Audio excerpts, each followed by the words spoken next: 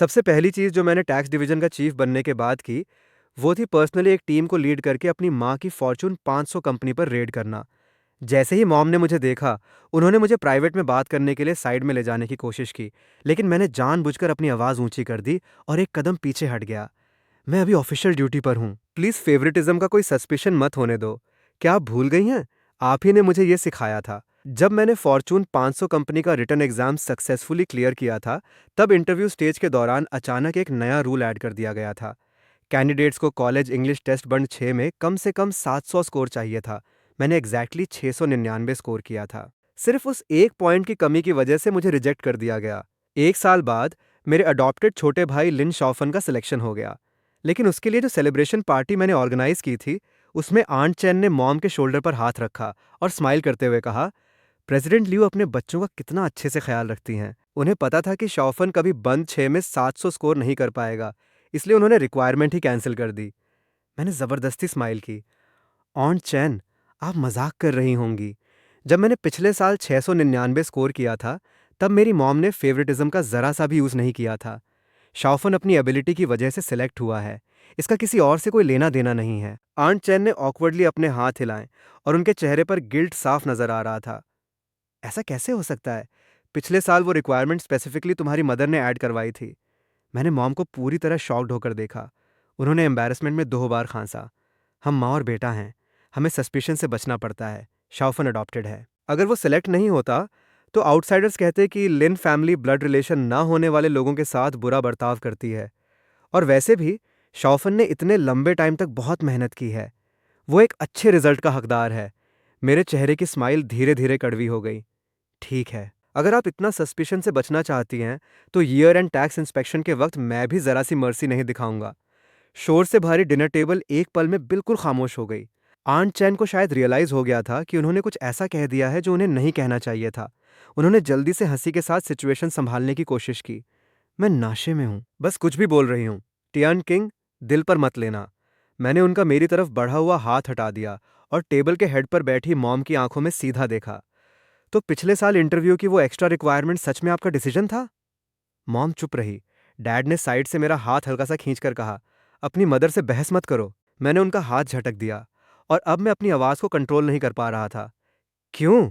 मैंने बंद 6 में 699 स्कोर किया था, फिर भी आपने कट ऑफ 700 ही रखने पर जोर दिया। क्या आप सच में इतना नहीं चाहती थी कि मैं सिलेक्ट हूं? मैंने तुम्हें बताया था कि हमें सस्पिशन से बचना है। तुम मेरे बायोलॉजिकल सन हो। अगर तुम सिलेक्ट हो जाते, तो दूसरे लोग क्या कहते? मॉम की टोन इमोशनल हो गई। मुझे यकीन ही नहीं हो रहा था कि मैं क्या सुन रहा हूँ। सस्पिशन से बचने का मतलब होता है अपनी अथॉरिटी का यूज़ करके रिलेटिव्स को स्पेशल ट्रीटमेंट ना देना। अगर मैं सच में केपेबल नहीं था, तो मैं रिजेक्ट होना एक्सेप्ट कर लेता। लेकिन रिटन टेस्ट और इंटरव्यू दोनों में मैं फर्स्ट रैंक पर था। आखिर आप किस चीज़ से बचना चाहती थी? मैंने उन्हें घूरते हुए कहा। मेरी चेस्ट अंदर से जल रही थी। दूसरी तरफ शाओफेंग ने बंद 6 में 600 भी स्कोर नहीं किया था और आपने उसके लिए रिक्वायरमेंट डायरेक्टली कैंसिल कर दी। तो बताइए, यहाँ एक्चुअली सस्पिशन से बचने की ज़रूरत किसको थी? तुम्हारी हिम्मत बहुत बढ़ गई है ना? अब तुम मुझसे इस तरह बात करने की हिम्मत करते हो? अचानक एक ग्लास मेरे फोरहेड से टकराकर टूट गया। मॉम तुरंत अपनी सीट से खड़ी हो गई। गेस्ट्स तुरंत आगे बढ़े और हम दोनों के बीच आकर हमें अलग करने लगे। शौफान की आंखें लाल हो गई और वो मुझे समझाने लगा, भाई, मॉम को गुस्सा करना बंद करो। जल्दी से उनसे माफ़ी मांगो।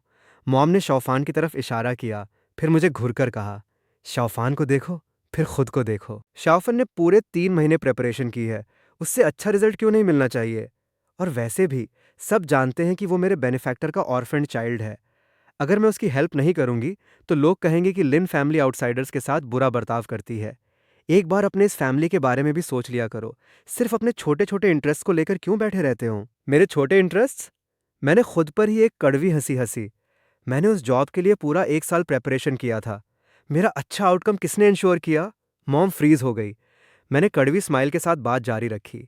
मॉम, क्या आप जानती हैं कि आपकी वजह से मुझे उस कंपनी में सेलेक्ट नहीं होने दिया गया और इसी वजह से मेरी गर्लफ्रेंड ने मुझसे ब्रेकअप कर लिया? मॉम की फ्राउन और गहरी हो गई। हम 3 साल से साथ थे। हमने प्लान किया था कि जिस दिन मेरा सिलेक्शन होगा, उसी दिन हम एक दूसरे के पेरेंट्स से मिलेंगे। लेकिन उसका सिलेक्शन हो गया और मेरा नहीं हुआ। हम हजारों माइल्स दूर हो गए और आखिर में हमारे पास पीसफुली ब्रेकअप करने के अलावा कोई चॉइस नहीं बची। मैंने सीधा उनकी तरफ देखा। अब खुश हैं आप? मैंने अपने हाथ में पकड़ा कप जमीन पर दे मारा। पोर्सलेन के टुकड़े हर तरफ बिखर गए। शाओफन जल्दी से मॉम के सामने आ गया। आप क्या कर रहे हो? डैड मुझे खींचकर ले जाने की कोशिश करते हुए पास आए, लेकिन मैं वहीं खड़ा रहा। मेरी आंखें लाल थी और मैं मॉम को घूर रहा था। उनकी आंखों में शौक और गुस्सा दोनों था। तब शाओफन अचानक मेरी तरफ दौड़ा। मैं फॉर्चून 500 कंपनी ज्वाइन नहीं करूंगा। मैं वॉलेंटरली ये चांस छोड़ दूंगा। इसके लिए मॉम को ब्लेम मत करो। ये बोलते हुए वो सच में घुटनों पर गिर गया और अपना सर जमीन पर मारने ही वाला था, लेकिन मॉम ने उसे टाइटली पकड़ लिया। तुम क्यों छोड़ोगे? तुम जाओगे? तुम्हें जरूर जाना है। तुमने ये अपनी मेहनत से कमाया है। सिर्फ इसलिए सब कुछ कैंसिल क्यों हो क्योंकि वो तांत्रम कर रहा है? शाओफन ने आंसुओं को रोकने की कोशिश करते हुए कहा, मॉम, मैं नहीं चाहता कि मेरी वजह से ये फैमिली लड़े। डैड की आंखों में एक पल के लिए सिंपैथी दिखी। मॉम ने मेरी तरफ देखा और उनकी आवाज में डिसअपॉइंटमेंट थी। शाओफन को देखो कितना सेंसिबल है। फिर खुद को देखो, तुम इतनी सिंपल बात भी नहीं समझते। फ्यूचर में तुम्हारे फादर और मैं तुम पर कैसे डिपेंड करेंगे? मुझ पर डिपेंड? मैंने ठंडी हंसी हंसी। जब आप दोनों को लगता है कि शाओफन मुझसे ज्यादा सेंसिबल है, तो फिर आपको मेरी जरूरत ही क्या है? अब से उसे ही अपना बेटा समझना। इतना कहकर मैंने दरवाजा जोर से बंद किया और बाहर निकल गया। मेरे पीछे मुझे डैड और कुछ रिलेटिव्स के मेरे पीछे आने की आवाज सुनाई दी। मैं जल्दी से आगे बढ़ा और उनके मुझे पकड़ने से पहले एलिवेटर में घुस गया और क्लोज बटन दबा दिया। प्राइवेट डाइनिंग रूम के अंदर से मॉम की गुस्से भरी आवाज और प्लेट्स और बोल्स टूटने की आवाज आ रही थी। उसके पीछे जाने की जरूरत नहीं है। मैं देखना चाहती हूँ कि वो ये टांत्रम कितने टाइम तक करता रहेगा। एलिवेटर धीरे धीरे नीचे जाने लगा। मेरी आंखों में जलती हुई जलन को आखिर मैं और रोक नहीं पाया। जब मैं होटल से बाहर निकला, एंट्रेंस पर इलेक्ट्रॉनिक डिस्प्ले सेलिब्रेटरी मैसेजेस से भरा हुआ था। लिन फैमिली के यंग मास्टर को आउटस्टैंडिंग सक्सेस अचीव करने पर कंग्रेचुलेशंस। इंटरव्यू में फर्स्ट प्लेस, लिन फैमिली के यंग मास्टर। मैं वही खड़ा रह गया, जैसे मेरी समझ ही चली गई हो। तभी एक वेट्रेस गलती से मुझसे टकरा गई और मैं रियलिटी में वापस आया। उसने तुरंत माफी मांगी। सॉरी सर, रूम 606 के गेस्ट्स ने अपने बेटे के लिए एक और बड़ा केक ऑर्डर किया है। उन्होंने स्पेसिफिकली कहा है कि इसे एक्स्ट्रा स्पेशल बनाया जाए और हमारे 5 स्टार शेफ्स में से कोई पर्सनली इसे डेकोरेट करें। रूम 606? क्या वो लिन शॉफन का सेलिब्रेशन रूम नहीं था? फिर वो एक और केक क्यों ऑर्डर कर रहे थे? वेट्रेस ने कहा, मैंने सुना है कि किसी ने पहले सेलिब्रेशन बैंक्वेट खराब कर दिया था। उस यंग मास्टर्स मदर बहुत गुस्से में थी, इसलिए उन्होंने कहा कि एक और सेलिब्रेशन रखेंगे और इस बार वो पहले से भी बड़ा होगा। मैंने सुना है उनका यंग मास्टर फॉर्चून 500 कंपनी में सेलेक्ट हुआ है। वो अमेजिंग है। मैंने कड़वी हंसी हंसी। सच ये था कि मैंने इस साल सिविल सर्विस एग्जाम दिया था और टैक्स ब्यूरो में सिलेक्ट हो गया था, लेकिन बिगिनिंग से एंड तक मेरी फैमिली में किसी को सिर्फ शाओफान के रिजल्ट के अलावा किसी और चीज़ की परवाह थी। उनमें से एक ने भी नहीं पूछा कि मेरा रिजल्ट कैसा रहा। एक ने भी नहीं पूछा कि मुझे आखिर में कहाँ पोस्टिंग मिली। मैं काम पर वापस गया और पूरा दिन बिल्कुल खोया खोया सा रहा। उस रात मैंने शाओफन की मोमेंट्स पोस्ट देखी। वो एक वीडियो था। वीडियो में मॉम और शाओफन एक जायंट केक के सामने खड़े थे और उनके आसपास रिलेटिव्स पिक्चर्स के लिए पोज कर रहे थे। वो खुशी से कैमरा की तरफ देख रहा था। कैप्शन था, thank you mom and dad, जब भी मुझे आपकी ज़रूरत होती है आप हमेशा मेरे पीछे खड़े रहे। मैंने फ़ोन बंद कर दिया। मैं पूरे वीकेंड घर नहीं गया। इससे पहले मैं हर वीकेंड घर जाकर अपनी फैमिली के साथ खाना खाता था, लेकिन इस बार मैं यूनिवर्सिटी डिस्ट्रिक्ट की तरफ ड्राइव करके चला गया। यही वो जगह थी जहां मेरी और लू यांकिन की मुलाकात हुई थी। कॉलेज के 3 सालों के दौरान हमने अपना फ्यूचर पहले ही प्लान कर लिया था। हम घर कहाँ खरीदेंगे, बच्चे कब होंगे और बुढ़ापे में कहाँ रिटायर होंगे। लेकिन हमने जितना भी प्लान किया था, हम दोनों में से किसी ने नहीं सोचा था कि जिस फॉर्चून 500 इंटरव्यू को मैं पूरी तरह श्योर था कि मैं क्लियर कर लूंगा, वही मेरी अपनी मदर मुझसे ज़बरदस्ती छीन लेंगी। और लू यांकिन को वो जॉब मिल गई। 1 महीने बाद उसने मुझसे ब्रेकअप कर लिया। उसका रीज़न था कि वो लॉन्ग डिस्टेंस रिलेशनशिप एक्सेप्ट नहीं कर सकती। मेरे पास उसे एक्सेप्ट करने के अलावा कोई चॉइस नहीं थी, चाहे मुझे कितना भी दर्द हुआ हो। उस फेमिलियर जगह पर वापस आकर मैं उस छोटे रेस्टोरेंट में चला गया जहां लू यांकिन और मैं अक्सर आया करते थे। जैसे ही मैं बैठा, सामने वाली टेबल पर बैठे एक कपल की कन्वर्सेशन ने मेरा अटेंशन खींच लिया। लड़की की आवाज़ मुझे बहुत ही फेमिलियर लगी। मैं कॉलेज में यहाँ बहुत बार आती थी। यहाँ की फिश बहुत अच्छी है, ट्राई करो। लड़के की आवाज़ में टीजिंग टोन थी। तुम यहाँ अक्सर आती थी? किसके साथ? लड़की ने एक कॉकेटिश सी आवाज़ निकाली। मैं फ्रीज हो गया। फिर मैंने डिसबिलीफ में कहा, लू यांकिन? उसका बॉडी स्टिफ हो गया। धीरे से उसने मुड़कर मेरी आंखों में देखा और उसके सामने बैठा हुआ लिन शाओफन भी बिल्कुल वही शॉक्ड एक्सप्रेशन लिए मुझे देख रहा था। टियान किंग, मेरा वेट करो। लू यांकिन ने शाओफन को जल्दी से एक स्माइल दी, फिर मेरा आर्म पकड़कर मुझे रेस्टोरेंट के बाहर खींच लाई। उसने जल्दी जल्दी एक्सप्लेन किया, गलत मत समझना, शाओफन और मैं तुमसे ब्रेकअप के बाद ही मिले थे। मेरी आंखें लाल हो गई। मुझे पता है, पिछले साल इसी वक्त के आसपास वो रिलेशनशिप में आया था। तब हम दोनों का ब्रेकअप भी नहीं हुआ था। क्या उस वक्त तक तुम दोनों ऑलरेडी साथ थे? उसका चेहरा तुरंत पीला पड़ गया। मैं एक कदम और पास गया। लुक यांकियन, क्या तुमने सच में मुझसे लॉन्ग डिस्टेंस की वजह से ब्रेकअप किया था? उसने दांत भींच लिए और आखिर में सर हिला दिया। मुझे नहीं लगा था कि तुम्हें पता चल जाएगा। हाँ, मैंने तुम्हें चीट किया। तो क्या? उसने इतनी आसानी से अपनी गलती मान ली। टियान किंग, मेरे पेरेंट्स बस ऑर्डिनरी वर्कर्स हैं। उनके लिए मुझे स्कूल से लेकर कॉलेज तक पढ़ाना आसान नहीं था। मैं अपनी पूरी जान लगाकर आज यहाँ तक पहुँची हूँ। अगर कोई भी अपॉर्चुनिटी मेरी लाइफ बेटर बना सकती है, तो मुझे उसे दोनों हाथों से पकड़ना ही होगा। मैं उसे घूरता रहा। तुम्हारा मतलब क्या है? उसने साय किया। उस वक्त फॉर्चून 500 इंटरव्यू में मुझे रिक्वायर्ड स्कोर से बस थोड़े से मार्क्स कम मिले थे। शाओफन ने अपनी मदर, जो ब्रांच डिवीजन की प्रेसिडेंट हैं, से मेरे लिए एक अच्छा वर्ड बोलने को कहा। इसी वजह से मुझे एक्सेप्शनली एडमिट कर लिया गया। तुम मेरी मॉम की बात कर रही हो? एक पल के लिए मुझे लगा कि मैंने गलत सुना है। उसकी मदर? क्या तुम श्योर हो कि तुम प्रेसिडेंट लियू की बात कर रही हो? मेरा बॉडी हिल गया और मैं लगभग अपना बैलेंस खो बैठा। मैं उनका बायोलॉजिकल सन था। उन्होंने सिर्फ मुझे रोकने के लिए जानबूझकर एक रिक्वायरमेंट ऐड की थी। लेकिन एक आउटसाइडर जिससे वो कभी मिली भी नहीं थी, उसके लिए लिन शाओफन को बस एक बार कहना था और उससे एक्सेप्शनल एडमिशन मिल गया। लिन फैमिली का असली यंग मास्टर किसी तरह आउटसाइडर बन गया था। किनारे पर पहुंचने के बाद सबसे पहली तलवार उसी इंसान को काट देती है जो कभी तुम्हारे साथ एक ही बोट में था। मैंने दांत भींच लिए और आंखों की जलन को रोकने की कोशिश की। लूट यांकियन, मैंने कभी नहीं सोचा था कि तुम इस तरह के इंसान हो। उसने फ्राउन किया। यहाँ खड़े होकर मुझे जज मत करो। तुम्हें कोई आइडिया नहीं है कि ए पर रहने और आज की पोजीशन तक पहुंचने के लिए मैंने कितना सफ़र किया है। ऑफ कोर्स, मैं तुम्हारे साथ रह सकती थी, लेकिन अगर कोई दूसरा आदमी मुझे सोशल क्लास क्रॉस करने में हेल्प कर सकता है और मुझे बेटर फ्यूचर दे सकता है, तो मैं उसे चूज क्यों ना करूं? वो बिना किसी रिमॉर्स के मुझे देख रही थी। अगर तुम मुझसे सच में प्यार करते थे, तो मुझे बेटर लाइफ परस्यू करने से क्यों रोकते? और वैसे भी, लिन टियांकियन, तुम्हारे बिना मेरे पास कुछ भी नहीं होता। अगर तुम मेरी पोजीशन में होते और तुम्हारे सामने सेम अपॉर्चुनिटी होती, तो तुम मुझसे भी जल्दी ब्रेकअप कर देते। इस बात से इनकार करने की जरूरत नहीं है। मैंने डिसबिलीफ में उसकी तरफ देखा। उसने फिर साय किया। इसलिए तुम्हें मुझे बिट्रे करने के लिए ब्लेम करने की जरूरत नहीं है। अगर किसी को ब्लेम करना है, तो खुद को ब्लेम करो कि तुम फॉर्च्यून 500 कंपनी में एंटर करने के लिए कैपेबल नहीं थे और तुम्हारे पास शाओफन जैसा बैकग्राउंड या प्रेसिडेंट लियू जैसी मदर नहीं थी। मैं स्टंड खड़ा रहा। तुम्हें नहीं पता मैं किसका बेटा हूं? क्या ये इंपॉर्टेंट है? अगर मेरी मदर भी प्रेसिडेंट लियू हो तो? अगर तुम प्रेसिडेंट लियू के बेटे होते, तो तुम पहले फॉर्च्यून 500 कंपनी में सिलेक्ट क्यों नहीं हुए? मेरे पास कोई जवाब नहीं था। उसी वक्त मेरे पीछे से शाओफन की आवाज आई। वो वरीड एक्सप्रेशन के साथ मेरी तरफ आया। टियांकियन, क्या कोई मिसअंडरस्टैंडिंग है? लू टियांकियन ने मेरी तरफ देखा और अपना आर्म शाओफन के आर्म में डाल दिया। ये बस कॉलेज का एक सीनियर है जो पहले मुझे एंडलेसली पेस्टर करता था। फिर वो बिना पीछे देखे उसके साथ चली गई। लेकिन जिस एग्जैक्ट मोमेंट शाओफन मुड़ा, उसने पीछे मुड़कर मुझे देखा। उसके लिप्स पर एक अजीब, अनरीडेबल स्माइल आ गई। अचानक मेरा फोन बज उठा। मैंने साइलेंटली कॉल रिसीव की। डैड थे। टियांकियन, आज संडे हो चुका है। क्या तुम अभी भी तंत्रम कर रहे हो और घर आने से मना कर रहे हो? तुम्हारी मदर ऑलरेडी बहुत गुस्से में है। अच्छे बच्चे की तरह बिहेव करो, ट्रबल करना बंद करो और घर आ जाओ। मैं ट्रबल नहीं कर रहा। इतना कहकर मैंने कॉल कट कर दिया। फिर मैंने तुरंत एक दूसरे नंबर पर कॉल किया। स्याओ जियांग, टैक्स इंस्पेक्शन केसेस में टेंग एंड कंपनी हमारे रिस्पॉन्सिबिलिटी के अंडर है? यस, चीफ लिन। अंडरस्टूड। प्रेसिडेंट लियू ने रिसेंटली लिन शाओ फैन नाम के एक नए प्रोटेजे को अपने अंडर लिया है। उस पर क्लोज अटेंशन रखो। अगले कुछ दिनों में मैंने खुद को कंप्लीटली टैक्स इन्वेस्टिगेशन के काम में झोंक दिया। मैंने घर से आने वाली हर कॉल इग्नोर कर दी। एक दिन ऑफिस से निकालने के बाद डैड ने मुझे ऑफिस के पास रोक लिया।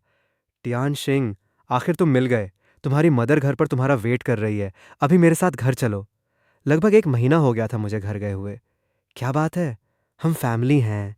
बैठकर सब कुछ प्रॉपरली बात करके सॉल्व करते हैं। मैं माना करना चाहता था, लेकिन मेरे लीडर की कार अभी भी पास में पार्क थी। मैं कोई बड़ा सीन क्रिएट करके अपने लीडर को हमारे फैमिली ड्रामा के बारे में नहीं बताना चाहता था। इसलिए मैंने दांत भींचकर डैड की कार में बैठ गया। जैसे ही मैंने फ्रंट दूर खोला, मैंने शाओ फैन को मॉम के लिए टी पोर करते हुए देखा। मॉम टेबल के हेड पर बैठी थी। जैसे ही उन्होंने मुझे देखा, उनकी ब्राउज गहरी फ्राउन में बदल गई। तो तुम्हें अभी भी घर आना याद है? अगर आप नहीं चाहती कि मैं यहाँ रहूं, तो मैं अभी चला जाता हूँ और काम पर वापस चला जाऊंगा। ये बोलते ही मैं मुड़कर जाने लगा। डैड ने जल्दी से मुझे पकड़ लिया। मॉम गुस्से से बोली, आखिर तुम कौन से काम में इतने बिजी हो सकते हो? ऑफ कोर्स, मेरी एक्चुअल जॉब में। उनके चेहरे पर मॉकिंग एक्सप्रेशन आ गया। तुम्हारी एक्चुअल जॉब? वो जॉब जो तुमने खुद ढूंढी, जो सिर्फ 2 या 3,000 महीने की सैलरी देती है, और तुम्हें लगता है कि उसके लिए खुद को मारने तक काम करना वर्थ इट है? मेरी सपोर्ट के बिना तुम्हें कौन सी अच्छी जॉब मिल सकती थी? सपोर्ट? मुझे लगभग लगा कि मैंने गलत सुना। मिस लियू, बचपन से लेकर अब तक आपने मुझे एग्जैक्टली किस चीज में सपोर्ट किया है? मैंने उनकी तरफ कोल्डली देखा। बाकी मदर्स शायद बहुत कुछ करने में केपेबल ना हों, लेकिन कम से कम वो अपने ही सन से चीजें छीनने के बारे में नहीं सोचती। लेकिन आप अलग हैं। जब आपका अपना सोन अपनी एबिलिटी से कोई अपॉर्चुनिटी अर्न करता है, तब भी आप उसे फोर्स करके नीचे गिरा देती हैं। आपकी सपोर्ट का हर एक हिस्सा हमेशा आउटसाइडर्स को मिला है। आपने कभी मेरे लिए यूज कब किया? मैंने डीप ब्रेथ ली। जब आपने मुझे वो चीज कभी दी ही नहीं, तो आपको किस हक से उसे मेरे खिलाफ थ्रेट की तरह यूज करने का राइट है? तुम। मॉम अचानक खड़ी हो गई। शाओफेंग तुरंत आगे बढ़ा और मेरा आर्म पकड़ लिया। भाई, आप मॉम से इस तरह कैसे बात कर सकते हो? जल्दी से उनसे माफी मांगो। चाहे जो भी हो, वो हमारी मदर हैं। मॉम ने अपना चेस्ट पकड़ा और ट्रेम्बलिंग हैंड से मेरी तरफ पॉइंट किया। अब तुम देख रहे हो, इसी वजह से मैंने तुम्हारी जगह शाओफेंग की हेल्प की। वो फिलियल पाइटी समझता है, जबकि तुम्हें सिर्फ मुझसे जवाब देना आता है। डैड ने मॉम के शोल्डर पर हाथ रखा, फिर डिसअपॉइंटमेंट के साथ मेरी तरफ देखा। टियान किंग, मैं तुम्हें घर इसलिए लाया था ताकि तुम अपनी मदर के साथ बात करके सब कुछ सॉल्व करो, इसलिए नहीं कि तुम उनसे लड़ो। शाओफेंग को देखो, क्या तुम थोड़ा सेंसिबल नहीं बन सकते? अभी माफी मांगो। मैंने शाओफेंग का हाथ हटा दिया। अगर मैं सेंसिबल नहीं हूं तो ठीक है। शाओफेंग काफी सेंसिबल है, और वैसे भी तुम दोनों ने कभी मुझे अपने बेटे की तरह ट्रीट किया ही नहीं, तो तुम ये बात कैसे कह सकते हो? डैड का टोन भी डार्क हो गया। क्या मैंने कुछ गलत कहा? मैंने सीधा मॉम की आंखों में देखा। क्रैश! मेरे पैरों के पास एक कप टूट गया। मॉम गरज कर बोली, ठीक है, चले जाओ। मैं देखना चाहती हूँ कि मेरी हेल्प के बिना तुम अपने लिए किस तरह की लाइफ बना सकते हो। शाओफेंग ने मुझे रोकने के लिए हाथ बढ़ाया, लेकिन उसकी फिंगर सिर्फ मेरी स्लीव को टच करके निकल गई। उसने एंग्शियस एक्सप्रेशन बनाया, जैसे वो मुझे रोकने में सच में फेल हो गया हो। भाई, इतने जिद्दी मत बनो। जल्दी से मॉम से माफी मांगो। शाओफेंग, उसके पीछे मत पड़ो, मॉम ने कोल्डली कहा। वो एक अनग्रेटफुल बस्टर्ड के अलावा कुछ नहीं है। जब बाहर जाकर उससे बार बार सेटबैक्स मिलेंगे, तब उसे समझ आएगा कि वो कितना गलत है।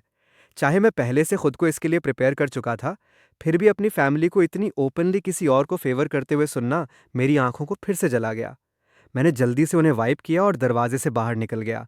मैंने टैक्सी रोकी और वहां से चला गया। जब मैं ऑफिस वापस आया, शाओजुंग ने रिसेंटली जो डॉक्यूमेंट्स कलेक्ट किए थे, वो मेरी डेस्क पर पड़े थे। मैंने उन्हें खोला और कुछ पेजेस पढ़े। फिर मैंने उन्हें कोल्डली वापस डेस्क पर रख दिया। Year and tax audit officially शुरू हो गया।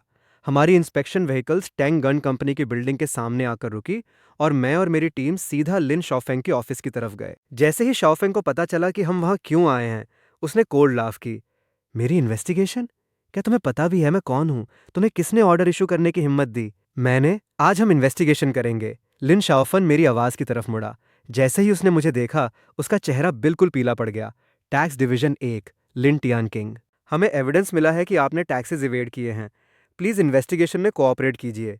शाओफन पीछे लड़खड़ाया और अपनी चेयर पर गिर गया। आप टैक्स डिवीजन के चीफ कैसे हो सकते हैं? मैंने अपनी आइडेंटिफिकेशन वापस रख दी और फेंट स्माइल के साथ कहा, अगर मिस्टर लिन फॉर्चून 500 कंपनी में एंटर कर सकते हैं, तो मैं टैक्स ब्यूरो में क्यों नहीं एंटर कर सकता? अचानक एक फिगर हमारी तरफ दौड़ी। रुकिए, टियन किंग, क्या कोई मिसअंडरस्टैंडिंग है? लू टियानकियन लिन शाओफन के सामने खड़ी थी और जोर जोर से सांस ले रही थी। मैंने कामली कहा, प्लीज ऑफिशियल ड्यूटीज में ऑब्स्ट्रक्शन मत कीजिए। लू टियानकियन कुछ और कहने वाली थी, लेकिन मैं उसके पास से निकल गया। स्टाफ ने लिन शाओफन को खड़ा किया। उसकी आंखें पैनिक से तुरंत लाल हो गई और उसने अचानक पीछे की तरफ चिल्लाया, प्रेसिडेंट लू! मैंने ऊपर देखा। मॉम फ्राउन के साथ हमारी तरफ आ रही थी। वो मेरे अंडर काम करता है। क्या हुआ? इस मैटर का मिस लू से कोई लेना देना नहीं है। मैंने अपना हाथ उठाकर स्टाफ को सिग्नल दिया कि लिन शाओफन को व्हीकल में ले जाओ और उसकी डेस्क पर मौजूद सारे डॉक्यूमेंट्स को एविडेंस के रूप में सील कर दो। लेकिन मॉम ने अचानक मेरी रिस्ट पकड़ ली। वो मुझे साइड में ले गई और लो वॉइस में बोली, वो मेरे अंडर काम करता है। अगर तुम उसे सबके सामने लेकर जाओगे, तो बदनाम मैं होंगी। मिस लू, आपने कभी कहा था कि हमें सस्पिशन से बचना चाहिए। मैंने जानबूझकर अपनी आवाज ऊंची कर दी और 2 कदम पीछे हट गया। हम दोनों के बीच डिस्टेंस बना दिया। मैं ऑफिशियल ड्यूटीज कैरी आउट कर रहा हूँ। प्लीज फेवरेटिज्म का कोई सस्पिशन मत होने दीजिए। मॉम मुझे डिसबिलीफ में देखती रही। लिन शॉफन स्ट्रगल कर रहा था जब स्टाफ उसे जबरदस्ती लेकर जा रहे थे। नहीं, मैं नहीं जाना चाहता। मुझे बचाओ, जल्दी मुझे बचाओ। मॉम दूर खड़ी थी, दोनों फिस्ट्स टाइटली क्लेंच्ड थे। लू टियांकियन भी उनके पास खड़ी थी और बिल्कुल समझ नहीं पा रही थी कि क्या करें। लिन शॉफन के टैक्स इवेजन का एविडेंस इंडिस्पुटेबल था। मैंने पूरी रात जागकर हर डिटेल को क्रॉस चेक किया। उस शाम काम के बाद लू टियांकियन ने मुझे मेरे ऑफिस बिल्डिंग के नीचे एक कैफे में रोक लिया। वो मेरे सामने बैठी और सीधा बोली, मुझे पता है तुम उसे टारगेट क्यों कर रहे हो। अगर तुम उसे जाने दोगे तो मैं उसके साथ ब्रेकअप करके तुम्हारे पास वापस आ जाऊंगी। एक पल के लिए मुझे लगा कि मैंने गलत सुना है। तुमने क्या कहा? मुझे पता है तुम अभी भी मुझसे उसके साथ डेटिंग करने की वजह से गुस्से में हो। मैं गलत थी। प्लीज उसे जाने दो। जो वुमन कभी बार बार मुझे कहती थी कि वो मुझसे शादी करना चाहती है, उसे देखकर मैं सिर्फ कड़वी हंसी हंस सका। तुम उसे इतना पसंद करती हो, फिर भी प्रेसिडेंट लियू की बहू बनने का चांस छोड़ने को रेडी हो? उसने फ्राउन किया। जब तक तुम अग्री करते हो, मैं प्रेसिडेंट लियू से कहकर तुम्हारे लिए कंपनी में एक पोजीशन अरेंज करवा सकती हूँ। फ्यूचर में हम वहाँ साथ काम कर सकते हैं। मैं तुमसे शादी भी कर सकती हूँ। मैं इतना गुस्से में था कि मेरी हंसी निकल गई। तुम अब उससे शादी नहीं करना चाहती? तुम प्रेसिडेंट लियू से मेरे लिए हेल्प मांगोगी? मैं प्रेसिडेंट लियू के अंडर अच्छा कर रही हूँ। वो इतनी छोटी सी बात के लिए अग्री कर जाएंगी? मुझे अपनी बायोलॉजिकल मदर के अंडर काम करने में कोई इंटरेस्ट नहीं है। क्या कहा? वो मेरी मदर हैं। लियू क्यानजिन ने तुरंत सर हिला दिया। इम्पॉसिबल। अगर ये सच होता तो पिछले साल इंटरव्यू के दौरान बंद 6 की रिक्वायरमेंट सडनली ऐड क्यों की गई थी? प्रेसिडेंट लियू ने पर्सनली वो रूल ऐड किया था। एग्जैक्टली इसी वजह से मुझे उनके अंडर काम करने में कोई इंटरेस्ट नहीं है। मैंने कामली उसकी तरफ देखा। और जहां तक लिन शॉफंग को टारगेट करने की बात है, टैक्स डिवीजन कंक्लूसिव एविडेंस के बिना एक्शन नहीं लेता। इस इन्वेस्टिगेशन का हर एक पार्ट एविडेंस से सपोर्टेड है।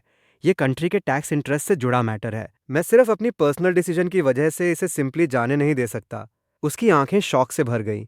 मैं खड़ा हुआ और बिना पीछे देखे कैफे से बाहर निकल गया। जैसे ही मैं बाहर निकला, शाओ जियांग का कॉल आया। उसने बताया कि मॉम मुझे ऑफिस में मिलने आई थी। मॉम की रिक्वेस्ट। मेरे ऑफिस में मॉम थोड़ी अनईजी लग रही थी। तुम टैक्स ब्यूरो में सिलेक्ट हो गए थे, फिर तुमने अपनी फैमिली को क्यों नहीं बताया? मैंने उल्टा उनसे पूछा। इस फैमिली में हर कोई लिन शॉफंग पर फोकस्ड था। किसके पास टाइम था मेरी बात सुनने का? मॉम के पास कोई जवाब नहीं था। काफी देर की साइलेंस के बाद ऑकवर्डली उन्होंने कहा, मॉम फ्यूचर में तुम्हारी भरपाई कर देगी, लेकिन अभी क्या तुम अपने भाई के केस को इतना हार्ड पुश नहीं कर सकते? मैंने कुछ नहीं कहा। टियान किंग, मॉम के सारे सुपीरियर्स और सबॉर्डिनेट्स जानते हैं कि मैंने शॉफेंग को अपने बेनिफैक्टर के ऑर्फन्ड चाइल्ड को अडॉप्ट करके रेस किया और उसे एक मेजर कंपनी तक पहुंचाया। अगर तुम उसे अभी डिटेन करते हो और केस पुलिस और प्रोसिक्यूटर्स तक ट्रांसफर हो गया, तो सिर्फ मेरी रेपुटेशन ही सफ़र नहीं करेगी, लिन फैमिली की रेपुटेशन भी बर्बाद हो जाएगी। उसने प्लीडिंग एक्सप्रेशन के साथ मेरी तरफ देखा। तुम लिन फैमिली के बेटे हो, ये तुम्हारे लिए भी अच्छा नहीं होगा। मैंने सामने खड़ी उस वुमन को कोल्डली देखा।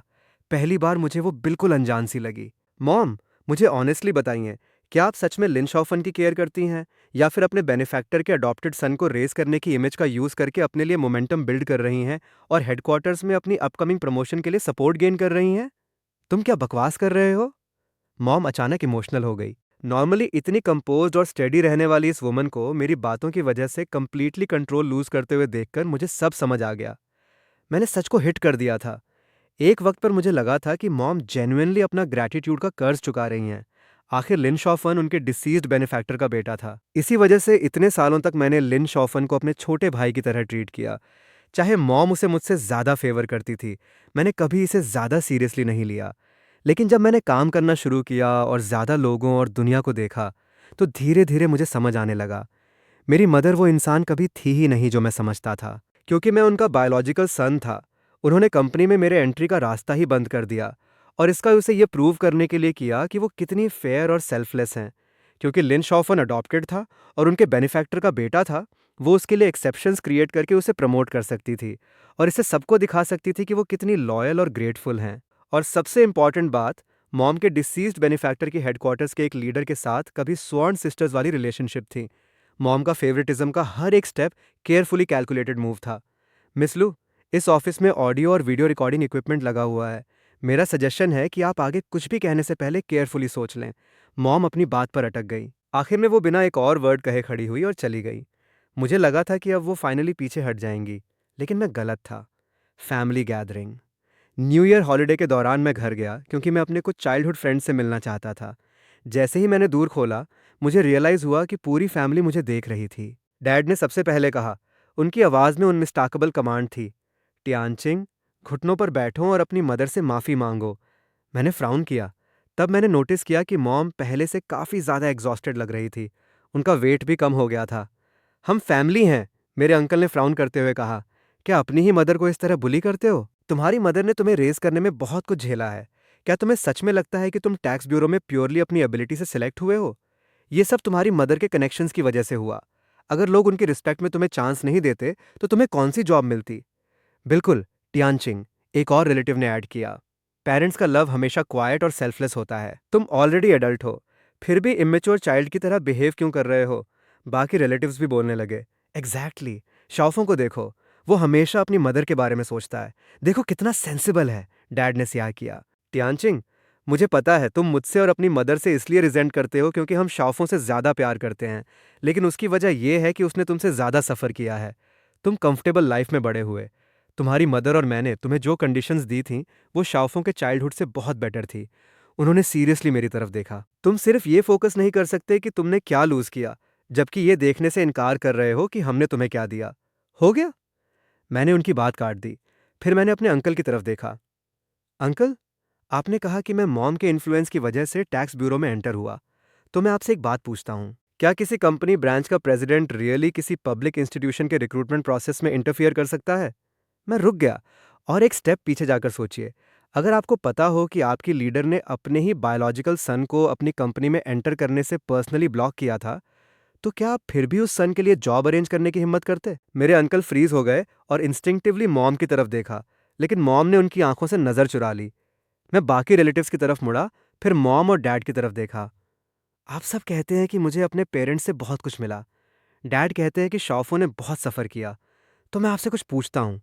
मैंने सीधा उनकी तरफ देखा। क्या आप सच में बिलीव करते हैं कि आपने मुझे रेस किया? ग्रैंडपा और ग्रैंडमा के गुजरने के बाद आप मुझे अपने घर लाए, लेकिन क्या लिन शॉफो तब तक ऑलरेडी आपके साथ नहीं रह रहा था? वो मुझसे पहले इस घर में आया था। तो बताइए, उसने एग्जैक्टली कौन सी हार्डशिप सफ़र की? मॉम का चेहरा डेथली पेल पड़ गया। मैंने खुद पर ही एक कड़वी हंसी हंसी। क्या आप सब भूल गए? जब मैं छोटा था, जिस पर्सन को आप प्रोटेक्ट करते थे, वो कभी मैं नहीं था। वो लिन शॉफन था। मैं कंट्री साइड में ग्रैंडपा और ग्रैंडमा के साथ बड़ा हुआ। जब मैं 10 साल का था, दोनों की डेथ हो गई। मैंने आपको पहली बार उनकी फ्यूनरल में देखा था। उस वक्त लिन शॉफन आपके पास एक छोटे सूट में खड़ा था, जबकि मैं रफ, वॉर्न आउट कपड़ों में था। जब आप मुझे घर लाए, तो आप सबसे ज्यादा जो वर्ड्स कहते थे, वो थे, अपने छोटे भाई को गिव इन करो। आपने मुझे ग्रेटफुल रहना सिखाया, लेकिन मुझे कभी लव या केयर नहीं दिया। तो मैं ग्रेटफुल क्यों रहूं? और अब मैं आपका रीपेमेंट क्यों करूं? मॉम वही फ्रोजन खड़ी रही, जैसे अभी अभी उन्हें उन सालों की याद आई हो जिनको वो बहुत पहले भूल चुकी थी। डैड ने भी फ्राउन किया। उनका एक्सप्रेशन कॉम्प्लिकेटेड था। मैंने स्पीचलेस रिलेटिव्स पर नजर डाली और कोल्ड लाफ की। और सिर्फ उनकी हर बात पर बिलीव मत करना।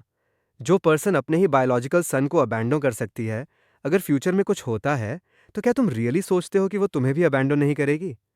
हर रिलेटिव का चेहरा पाले पड़ गया। मैंने कोल्ड स्नॉट किया और बिना पीछे देखे वहां से चला गया।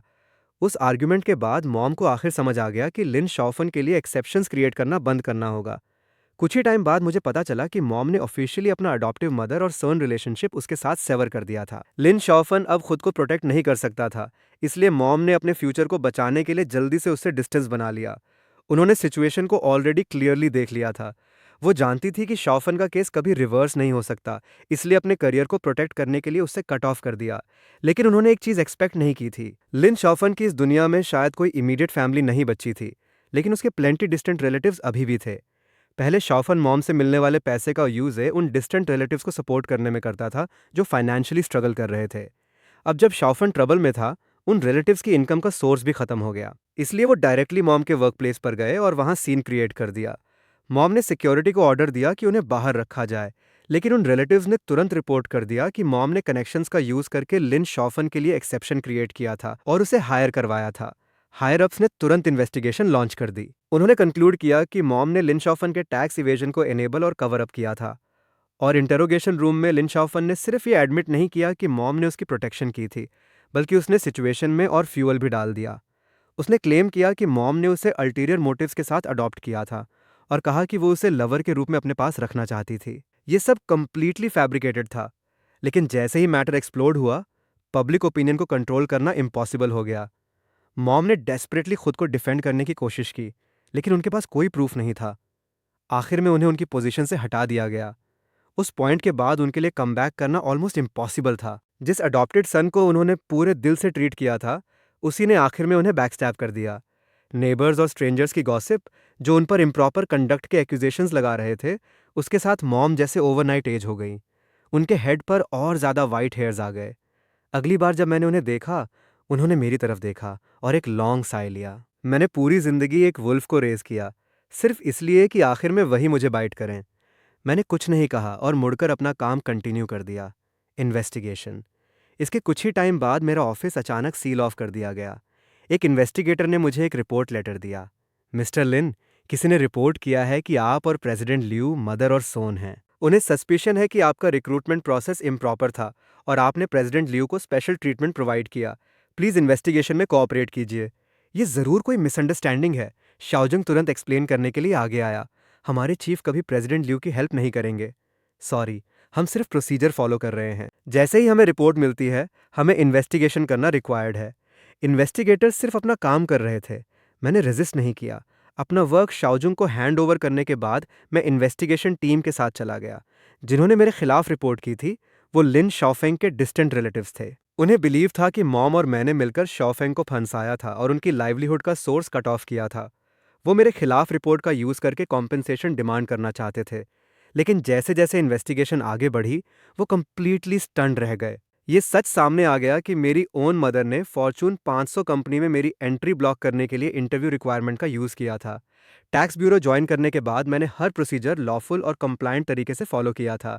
मेरे वर्क रिकॉर्ड्स कंप्लीट थे। लिन शॉफेंग के खिलाफ इन्वेस्टिगेशन के हर स्टेज का प्रॉपर रिकॉर्ड था। कोई मिस्टेक नहीं थी, कोई लूप होल नहीं था और कोई इरेगुलरिटी नहीं थी।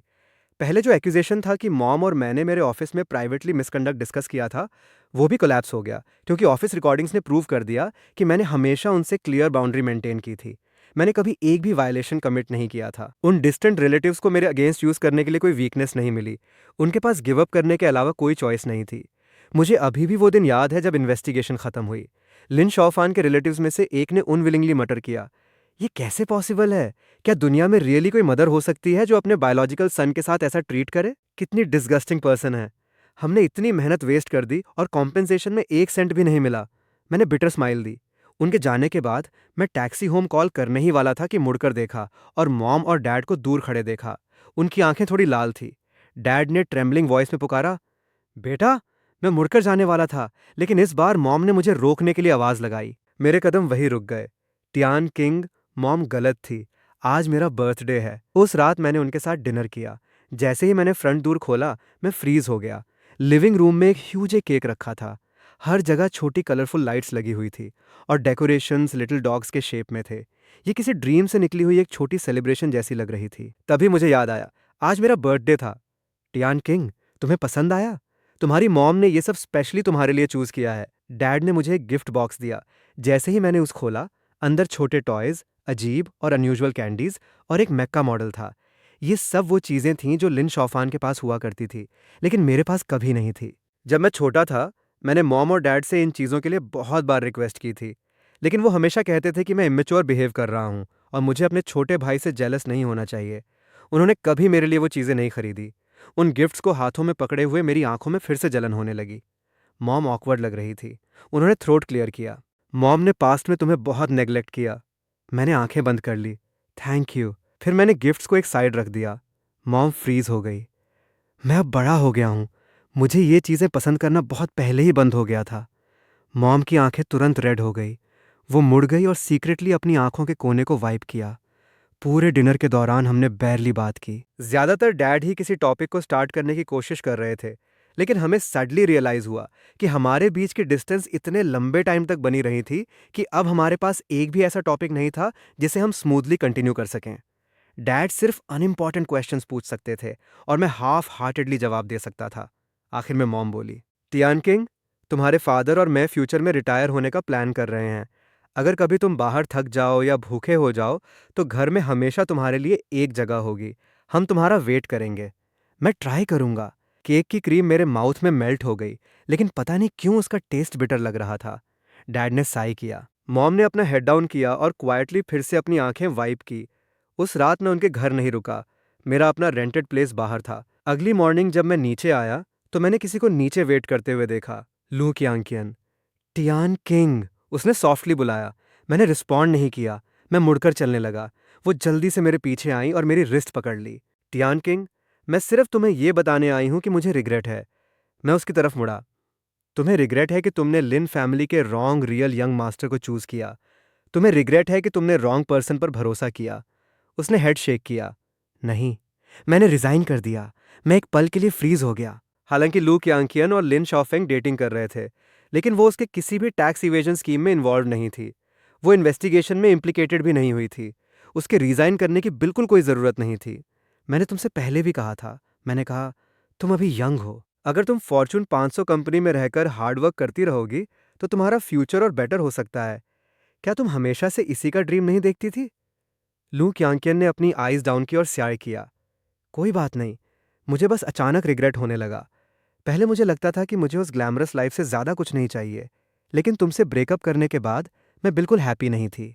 फॉर्च्यून 500 कंपनी में हर दिन सफोकेटिंग लगता था, और ऑनेस्टली मैं शाओफेंग से कभी ट्रूली इन लव थी ही नहीं। मैंने कन्फ्यूजन में उसकी तरफ देखा। वो एक अच्छा मैरिज प्रॉस्पेक्ट था। उसके पास कनेक्शंस और अच्छी कंडीशंस थीं, लेकिन मेरा हार्ट कभी उसके लिए मूव नहीं हुआ। उसके क्लोज आने का मतलब स्टेटस और वेल्थ के क्लोज आना था, लेकिन इनमें से किसी चीज़ ने मुझे हैप्पी नहीं किया। एक्चुअली जब इस बार वो गिर गया तो मुझे ऑलमोस्ट रिलीफ फील हुआ। उसकी वॉइस थोड़ी चोक हो गई। टियान किंग, 20 साल से ज़्यादा टाइम तक मैं अपने पेरेंट्स के सेट किए गोल्स के पीछे भागती रही, लेकिन अब मुझे समझ आया है कि उन 3 सालों में हमने जो छोटा सा होम प्लान किया था, वही लाइफ थी जो मैं ट्रूली चाहती थी। उसने टीयर्स से भरी आंखों के साथ मेरी तरफ देखा। क्या अब भी हम दोनों के बीच कोई पॉसिबिलिटी है? मैंने हेड शेक कर दिया। उसका एक्सप्रेशन तुरंत गिर गया। आई एम सॉरी, रिजाइन करने के बाद तुम क्या करने वाली हो? मैं अपने होम टाउन वापस जाऊंगी और एक स्मॉल बिजनेस स्टार्ट करूंगी।